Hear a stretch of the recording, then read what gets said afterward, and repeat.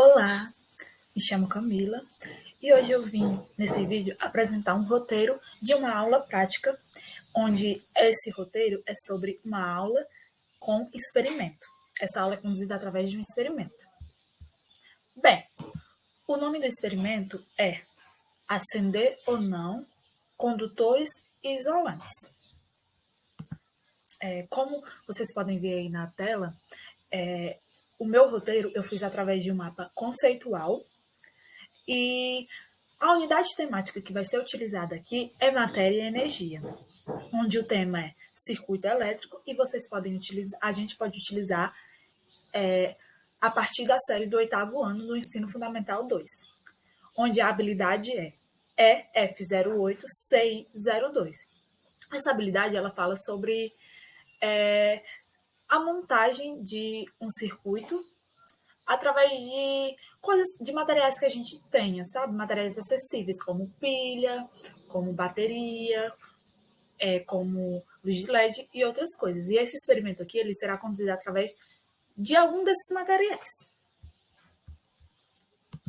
Antes de eu começar a falar sobre o experimento em si, vamos falar algumas coisas sobre o roteiro.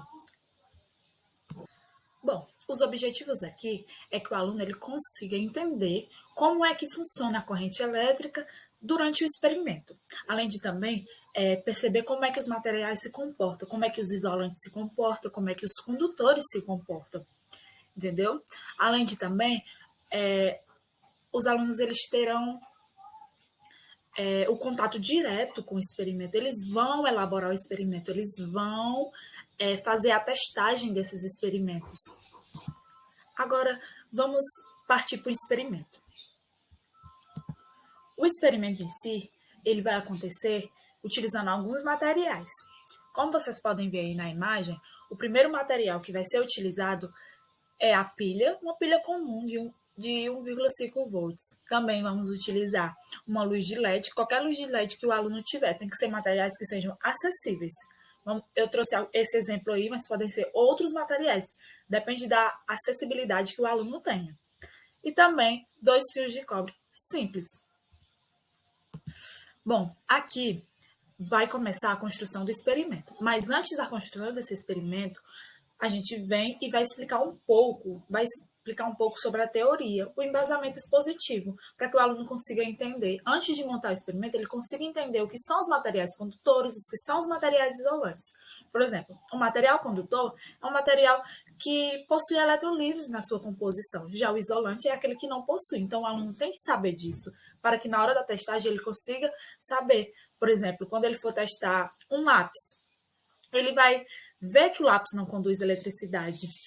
Aí a partir disso, ele vai saber explicar por quê. Porque esse lápis não conduz essa eletricidade.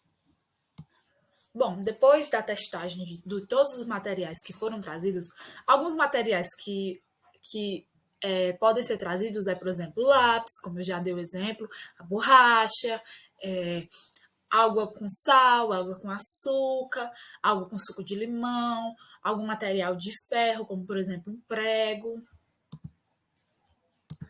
Após a testagem de todos os materiais que foram trazidos pelos alunos, a gente vai começar um debate. A partir de que esse debate, Camila? A partir de 2 questõezinhas norteadoras. Primeira, por que alguns materiais conduzem a eletricidade e outros não? Segunda, explique a diferença da intensidade de brilho da lâmpada. Aí vai começar todo o debate, vamos ver as respostas dos alunos, porque nós sabemos que cada aluno tem uma resposta diferente, e a partir daí a gente vai debatendo, para ser uma aula prática mais dinâmica, para que o aluno consiga compreender ainda mais o assunto. Bom, aí, como vocês podem ver na imagem, é o experimento montado. Essa foto aí foi um experimento que eu mesma montei, só que eu não tenho ele em mãos aqui, então eu coloquei a imagem. No fim de todo o debate, de todo o experimento, vem o quê? A avaliação e a pontuação.